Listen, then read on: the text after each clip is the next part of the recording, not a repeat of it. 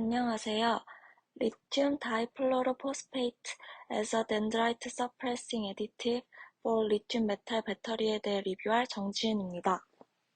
발표 순서는 다음과 같이 Introduction, Experiment, Result와 Discussion, 그리고 마지막으로 Conclusion 순서로 진행할 예정입니다. 먼저 인트로덕션입니다. 리튬이온 배터리, 즉 LIB는 첫 상용화된 후 첨단 스마트 기기에 사용되어 왔으며 최근 들어서도 각종 에너지 저장 분야 및 이동수단에 활용되고 있습니다. LIB는 2차 전지의 일종입니다. 2차 전지란 1차 전지와 다르게 방전 후 충전의 반복 사용이 가능한 전지를 의미합니다. 2차 전지인 LIB는 양극과 음극이 번갈아 층을 이루고 있는 전극 소재로 구성되어 있고 층 사이에 양이온의 일종인 리튬이온이 전착되면서 양극과 음극 사이에 전이차가 발생하게 됩니다. 리튬이온 배터리의 구성 요소로는 크게 양극, 음극, 전해질 그리고 분리막 이렇게 네 가지로 분류할 수 있습니다. 그중 음극은 양극에서 나온 리튬이온을 흡수 방출하는 극으로 리튬이온을 보관하는 상자 역할을 합니다.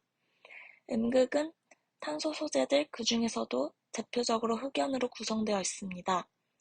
리튬이온 배터리는 상대적으로 많은 리튬이온을 양극재에 저장할 수 있기 때문에 에너지 밀도가 높습니다. 에너지 밀도는 단위 무게당 배터리가 가질 수 있는 에너지의 용량을 뜻합니다. 하지만 용량이 적은 흑연 음극을 사용함으로써 리튬이온 배터리의 이론적인 용량은 정해져 있고 그 이상으로 에너지 밀도를 높일 수 없다는 한계를 가지고 있습니다. 전기 자동차가 여전히 주행거리가 짧으며 충전이 느리다고 인식되는 이유도 이 때문입니다. 이것을 해결하기 위해 등장한 것이 리튬 금속 배터리입니다. 리튬 금속 배터리의 핵심은 음극을 구성했던 흑연을 리튬 금속으로 대체하는 것입니다. 리튬이온 배터리의 이론 용량은 372mAh인 반면 리튬 금속 배터리는 3860mAh의 높은 이론 용량을 가지고 표준 수속 전극 대비 마이너스 3.04V의 낮은 환원 전위를 갖습니다. 따라서 풀셀을 형성할 때 높은 에너지 밀도를 갖습니다. 동일한 무게와 부피에 대하여 이론적으로 리튬 금속 음극은 흑연 음극에 비해 50%의 더 많은 에너지를 저장할 수 있습니다. 이렇기 때문에 더 오래가는 전기자동차의 개발을 위해서 리튬 금속 배터리의 연구가 필요하고 차세대 배터리로 주목받는 이유가 여기에 있습니다. 하지만 리튬 금속 배터리는 불안정하다는 단점을 가지고 있습니다. 리튬 금속은 높은 전기화학적 반응성을 가지고 있어서 리튬 이온을 전달하는 액체 전해액과 경계면을 형성할 경우 유기용매 또는 리튬염과 반응을 하게 됩니다. 이때 경계면에서 용해되지 않은 성분들이 모여서 다층적인 막을 형성합니다. 이때 형성되는 얇은 막을 SEI층, 즉 Solid Electrolyte Interface 층이라고 합니다. 충전 초기에 형성된 SEI층은 충방전 중 리튬이온과 다른 물질과의 반응을 막아줍니다. 또한 이온 터널의 역할을 수행하여 리튬이온만을 통과시키는 역할을 합니다. 하지만 이렇게 경계면이 조성된 리튬 금속에 리튬이 접촉할 경우 균일하지 않고 부분적으로 리튬이 쌓이게 됩니다. 막이 부서지면서 마치 뾰족한 나뭇가지와 같은 형태로 잔해 결정이 자라나게 됩니다. 이렇게 자라난 결정은 리튬 금속 배터리의 충방전 효율을 낮추고 심각할 경우에는 분리막을 뚫고 양극과 닿아 전지의 바람이 폭발을 야기할 수 있습니다. 이것을 바로 리튬 덴드라이트라고 합니다. 리튬 덴드라이트는 리튬의 부반응으로 새로운 SEI층 형성을 반복하여 전해액과 리튬의 고갈을 야기합니다.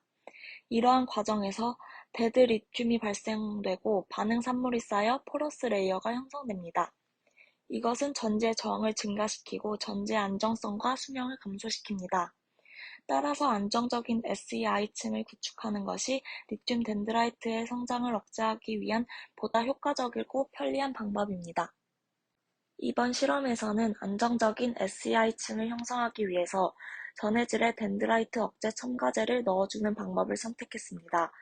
LiDFP, 즉 LiPO2F2를 전해질 첨가제로 사용함으로써 리튬 금속 음극 표면에 안정적이면서 높은 이온 전도성을 갖는 SEI층을 형성하고 리튬 덴드라이트의 성장을 억제하면서 리튬 이온을 균일하게 전달하는 것이 목표입니다.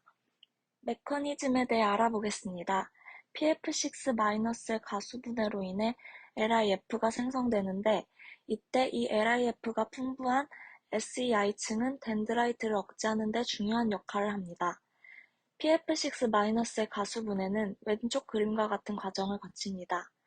pF6- 물과 만나 F-POF3를 생성하고 POF3는 또 물과 만나서 HF와 PO2F2-를 생성합니다. PO2F2-의 경우에도 물과 만나면 HF와 PO3F-를 만드는데 PO2F2-는 약한 염기성 용액에서도 가수분해 속도가 매우 느립니다. 이러한 성질은 수분에 대해 높은 안정성을 가져서 유리하지만 LiF를 만들기 위한 HF를 생성하는 속도도 같이 느려지므로 안정적인 SEI층을 형성하는 데 방해를 받습니다. 따라서 이번 실험을 통해 PO2F2-를 직접적으로 첨가하여 높은 안정성을 가지면서 LiF가 풍부한 SEI층을 만드는 것이 목표입니다. 실험 과정은 다음과 같습니다. 먼저 에틸렌 카보네이트 EC와 다이에틸 카보네이트 DEC를 1:1로 혼합하여 LiPF6 전해질을 만듭니다. 그 LiPF6 전해질에 다양한 물농도의 LiDFP를 첨가하여 0몰, 0.05몰, 0.1몰, 0.15몰의 LiDFP가 첨가된 전해질을 제조합니다. 마지막으로 NMP의 도전제인 슈퍼P 8웨이트%, PVDF 8웨이트%, 그리고 NMC 84웨이트%를 넣어주어 알루미늄 호일에 캐스팅함으로써 NMC 전극을 제조할 수 있습니다. 제조한 후 캐릭터리제이션으로는 리튬 전극의 형태를 확인하기 위해 셈 이미지를 확인할 것이고 XPS로 리튬 금속 전극에 형성된 SEI층의 화학 조성을 확인할 것입니다. 그리고 EIS 측정을 통해 셀의 저항성을 프리스틴 셀에서의 저항성과 비교한 후 마지막으로 LSB 커브를 확인하고 사이클링 테스트와 CE 테스트로 LiDFP를 첨가한 전해질을 사용하였을 때에 장기간 셀 구동이 가능한지를 확인할 것입니다. 먼저 셈 이미지를 살펴보겠습니다. 이 이미지는 리튬 대칭셀로 1.0mA에서 2mA까지 1시간 동안 플레이팅, 스트립팅한 리튬 음극의 이미지입니다. A, B와 C, D의 이미지를 비교하였을 때 LiDFP를 넣지 않은 A, B는 표면이 울퉁불퉁한 반면 C와 D의 표면은 매끈함을 볼 수 있습니다. 이 F와 GH도 동일한 결과를 얻을 수 있었습니다. 다음 이미지는 리튬 구리셀에서의 이미지입니다. 앞서 살펴본 이미지와 마찬가지로 LiDFP를 첨가한 전해질을 사용한 CD의 경우 A, B와 비교해서 안정적인 SEI층을 형성하였고 브로드한 표면을 갖는 것을 알 수 있습니다. 이러한 셈 이미지들은 LiDFP를 첨가한 전해질을 사용하였을 때 덴드라이트의 성장이 억제되는 것을 볼 수 있습니다. 다음은 XPS 분석 내용입니다. A와 B는 F의 1s 스펙트라이고 C와 D는 P의 2p 스펙트라입니다. A의 LiDFP를 첨가하지 않았을 때를 보면 바인딩 에너지가 약 685.92V에서 LiPOF 피크가 나온 것을 볼 수 있는데 이는 LiPF6 전해질의 분해에 의해 생성되는 것입니다.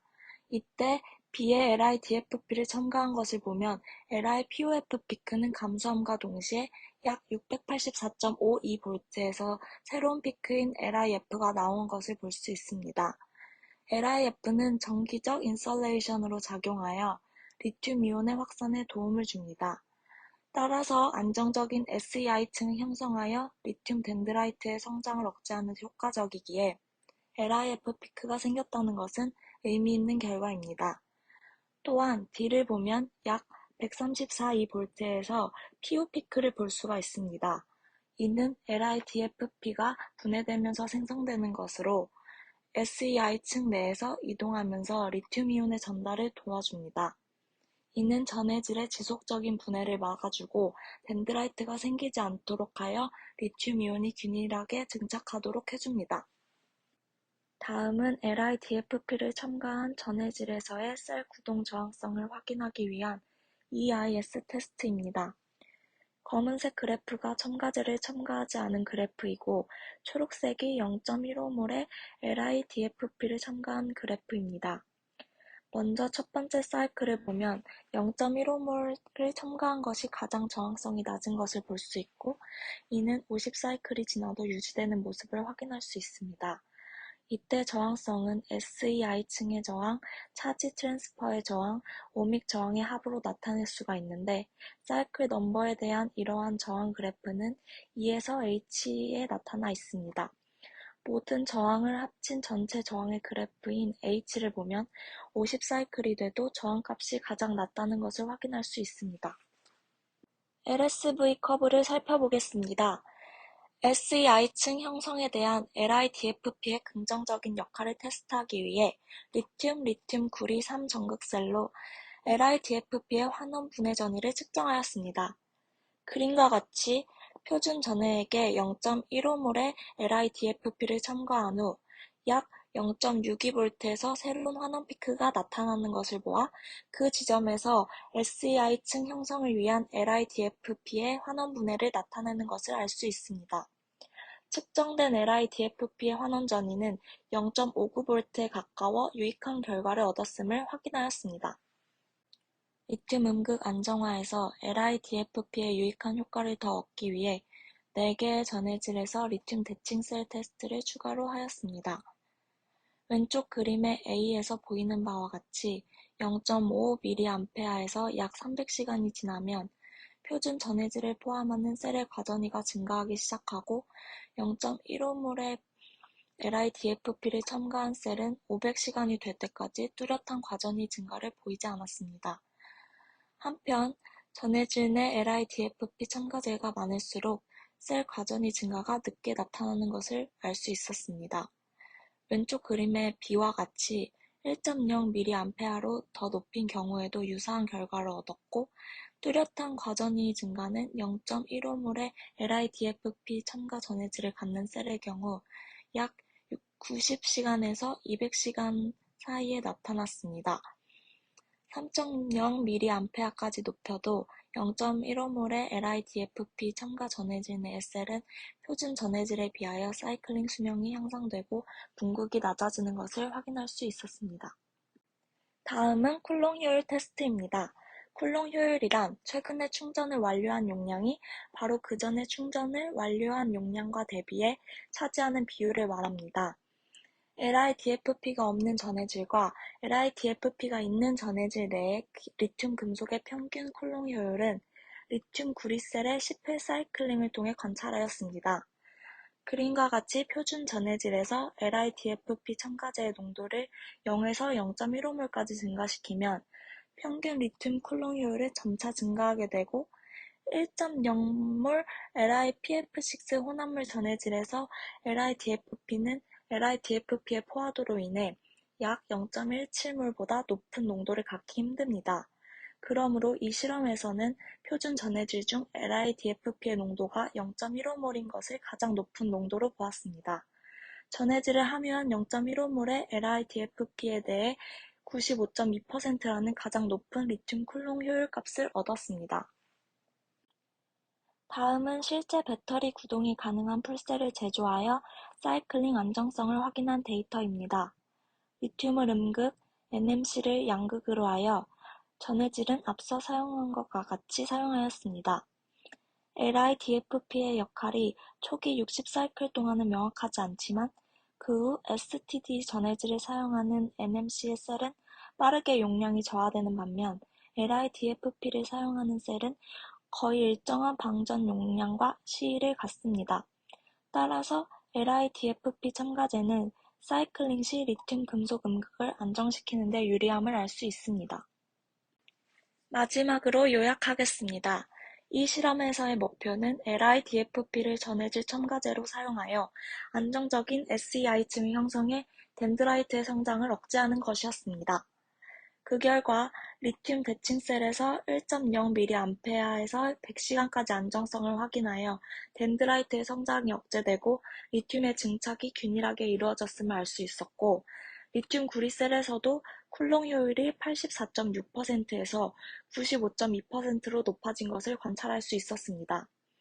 그 결과들을 통해 풀셀 테스트에서 LiDFP 첨가제 전해질을 사용한 경우 보다 안정적인 구동이 가능한 것을 확인할 수 있었습니다. 이외에도 리튬 덴드라이트를 억제할 수 있는 방법을 다양한 논문에서 찾아 공부하고 연구할 예정입니다. 지금까지 발표를 들어주셔서 감사합니다.